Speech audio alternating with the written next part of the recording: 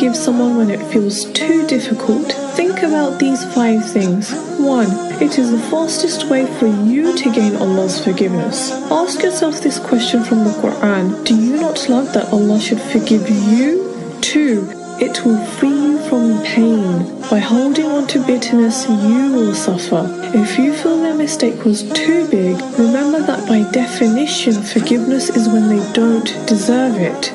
3. Forgiving is a quality of the people of taqwa. Do it for yourself if you want to be a person of taqwa who enters Jannah. 4. You want people to forgive you. You need others to forgive your mistakes instead of settling the score against you on the Day of Judgment. 5. What if they die tomorrow? Would you still feel angry, or would you feel regret for how things ended? Make peace with them now while you still have the chance. May Allah make it easy for us to forgive.